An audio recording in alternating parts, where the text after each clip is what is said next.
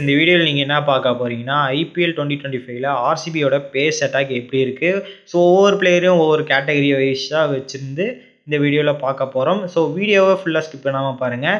So first of all இந்த RCB பொறுத்த வரைக்கும் இந்த ஸ்குவாடு வந்து நல்லாவே எடுத்திருக்காங்கன்னு சொல்லுவேன் போனஸை கம்பேர் பண்ணும்போது. ஸோ ஒரு முக்கியமான பிளேயர்ஸ் இவங்களெலாம் எடுக்கலாம், ரீட்டைன் பண்ணலாம் அப்படின்னு பார்த்தா அந்த இது பிளேயர்லாம் எடுக்கல. ஸோ இதில் பார்த்தீங்கன்னா வேலிடாக எடுக்கணும்னா வில் ஜாக்ஸை வேலிடாக எடுத்துருக்கலாம் அப்படின்னு சொல்லுவேன். மற்ற எந்த பிளேயருக்கும் அந்தளவுக்கு சொல்ல மாட்டேன். ஸோ அவர் வந்து ஒரு கீயாக தான். ஏன்னா ஆப்ஷனில் அவர் தாராளமாக எடுக்கிற நிலைமையில தான் இருந்தாங்க, ஆனாலும் கொடுத்துட்டாங்க அப்படின்னு தான் சொல்லுவேன். ஸோ அவர் எடுத்திருந்தால் ஒரு பெட்டர் ஆப்ஷனாக இருந்திருக்கும். இந்த லைனப் வந்து இன்னும் கொஞ்சம் ஸ்ட்ராங்காக இருக்கிறதுக்கு அவருக்கு பதிலாக இன்னொரு பிளேயரும் எடுத்திருக்காங்க. சரி, ஓகே. ஸோ இப்போ வந்து பவுலிங் அட்டாக் எப்படி இருக்குன்னு பார்ப்போம் ஃபஸ்ட்டு. ஸோ பவுலிங் அட்டாக்கை பொறுத்த வரைக்கும் சிராஜுக்கு பதிலாக இந்த இடத்துல வந்து புவி போட போகிறாரு. ஸோ இது வந்து பார்த்தீங்கன்னா ரொம்ப ரொம்ப பெஸ்ட்டான சாய்ஸ் கைஸ். ஏன்னா சிராஜ் வந்து இந்த கிரவுண்டுக்கு சூட்டபிளே ஆகலை. ஏன்னா பேட்டிங்னு வந்துச்சுன்னா பொழந்து எடுத்துடுறாங்க மற்ற ஆப்பனன்ட் பேட்டர்ஸ் இந்த கிரவுண்ட் சின்னசாமி கிரவுண்டில். ஸோ அதனால் வந்து ஒரு ஆவரேஜ் எக்கனாமிக்கு ஒரு 12 ரன்னுக்கு மேலே வச்சுருக்காரு. ஸோ அவருக்கு பதிலாக இவர் எடுக்கிறது ஒரு பெட்டர் ஆப்ஷனாக தான் இருக்கும் புவியை. ஏன்னா எடுத்தோடனே வந்துட்டு ஸ்விங் ஆகும். சில டைம்லாம் சின்னசாமி கிரவுண்டில் வந்துட்டு ஸ்விங் ஆக அதிக சான்சஸ் இருக்கும்.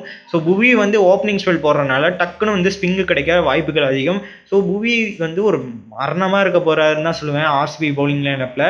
ஸோ என்ன ஈவினிங் கேம்ஸ்லாம் ஒரு அளவுக்கு பயங்கரமாக ஸ்விங் கிடைக்கும். ஸோ அந்த ஸ்விங்கை வந்து பயங்கரமாக யூட்டிலைஸ் பண்ணுவார்னு நான் சொல்லுவேன்.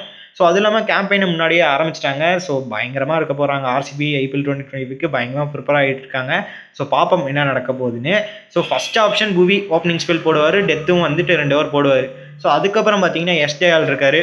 இவரும் அதே மாதிரி தான். 2 பேரும் நல்லா சேஞ்ச் ஆஃப் பேஸ் போடுற பவுலர் தான். எஸ்டேஆல் ஒரு பால் வந்து ஃபஸ்ட் எடுத்தோன்னு அடிக்க ஆரம்பிச்சினாலே எல்லா பாலும் சேஞ்ச் ஆஃப் ஸ்பேஸ் தான் போட ஆரம்பிச்சிருவார். ஸோ அதனால் ஒரு தாராளமான நல்ல ஆப்ஷன் வச்சுருக்காங்க சேஞ்ச் ஆஃப் பேஸ் போகிற பவுலர். ஸோ இந்த பவுலர்ஸ் வந்து சின்னசாமி கிரவுண்டோட அவுட்டர் கிரவுண்டுக்கு பயங்கரமாக யூட்டிலைஸ் ஆவாங்க. சின்னசாமி கிரவுண்டில் நல்லா வந்து எக்கனாமிக்கலாக ஸ்பெல் போடுவாங்க அப்படின்னு தான் சொல்லுவேன். ஸோ இப்போ வந்து இவங்க 2 பேரோட இன்னொருத்தர் வந்து எக்கனாமிக்கலாக போடுவார், அதுதான் ஜாஸ் ஹேசல்வுட். ஸோ இவரும் இருக்கிறது வந்து ஒரு பெட்டர் ஆப்ஷன். ஏன்னா மாற்றி மாற்றி யார் வேணால் பவர் பிளே போடலாம், மிடில் ஓவர்ஸ் போடலாம், அது மாதிரி வச்சுருக்காங்க. ஸோ மேக்ஸிமம் புவி மற்றும் எஸ்டைல் பவர் பிளே போட்டு மிடில் ஓவர்ஸை வந்து ஹேசல்வுட் போடுவார். ஒரு 6th ஓவர்லேருந்து அதுக்கு அப்படியே கண்டினியூஸாக வந்து டெத் வரைக்கும் அப்படியே போடுவார். ஸோ இதில் நடுவில் இன்னும் 2 பவுலர்ஸ் இருக்காங்க, அவங்க பற்றி பார்ப்போம். ஸோ இதுதான் இந்த தரமான 3 பவுலிங் இருக்காங்க. இது இல்லாமல் இன்னொருத்தர் இருக்கார். ஸோ இவங்கெல்லாம் பார்த்தீங்கன்னா எக்கனாமிக்கல் பவுலர்ஸ் அப்படின்னு தான் சொல்லுவேன். சீத்தர் இவர் தாங்க இந்த விக்கெட் டேக்கிங் பவுலர் அப்படின்னு தான் சொல்லுவேன். இவர் வந்து பண்ட் கேப்டன்சி கீழே வந்து செம்மையாக பவுலிங் போட்டு விக்கெட்டும் எடுத்து கொடுத்துருந்தாரு. ஸோ அந்த இடத்த வந்து செம்மையாக யூட்டிலைஸ் பண்ணி, ஏன்னா ஒரு பொட்டி கிரவுண்டு, அதே டெல்லி கிரவுண்டும் ஒரு பொட்டி கிரவுண்டு தான், சின்னசாமி கிரவுண்டும் ஒரு பொட்டி கிரவுண்டு தான். அந்த கிரவுண்ட்லேயே வந்து இவர் செம்ம ஸ்பெல் போட்டு 2-3 எல்லா மேட்சும் கண்டினியூஸாக 2 விக்கெட் எடுத்திருந்தாரு. போன வருஷம் யார் ஐபிஎல் பார்த்துருந்தீங்கன்னா தெரிஞ்சிருக்கும் டெல்லி மேட்ச்சு. ஸோ இவர் மட்டும் கரெக்டாக வந்து யூட்டிலைஸாக கன்சிஸ்டண்ட்டாக பர்ஃபார்ம் பண்ணிட்டு இருந்தார்.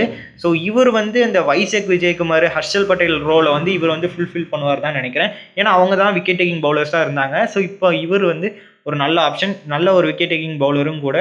ஸோ பார்ப்போம் இவர் எப்படி கலக்கி போட போகிறாருன்னு.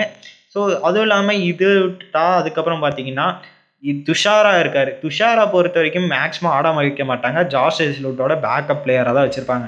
ஹேசல்வுட்டுக்கு ஒரு இன்ஜுரினா இவர் வேணால் சான்ஸ் கொடுப்பாங்க, மற்றபடி ஒரு பேக்கப் பிளேயராக ஸ்குவாடில் இருப்பார் அப்படின்னு தான் சொல்லுவேன். ஏன்னா மிச்சம் இருக்க 3 ஃபாரினர்ஸ்க்கு தான், பேட்டர்ஸ்க்கு தான் ப்ரிஃபர் பண்ணுவாங்க தவிர பவுலர்ஸ்க்கு ப்ரிஃபர் பண்ண மாட்டாங்க. ஏன்னா அதில் வந்து 3 ஃபாரினரும் தரமான பேட்டர்ஸ் தான். பின்சால்ட் ஓப்பனிங் ஆடுவார், அதுக்கப்புறம் லிவிங்ஸ்டன் மிடில் ஆர்டர்ஸ்க்கு, அதுக்கப்புறம் ஃபினிஷிங் வந்து டிம் டேவிட், இது மாதிரி கரெக்டாக வச்சுருக்காங்க.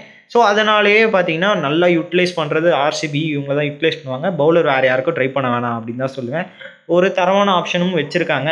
ஸோ அவ்வளோதான் கைஸ். இந்த வீடியோ பிடிச்சிருந்தா உங்கள் ஃப்ரெண்ட்ஸ் அண்ட் ஃபேமிலிக்கு ஷேர் பண்ணுங்கள். ஸோ ஆர்சிபியோட பேஸ் அட்டாக்கை பற்றி நீங்கள் என்ன நினைக்கிறீங்க மறக்காமல் கமெண்ட் பண்ணுங்கள்.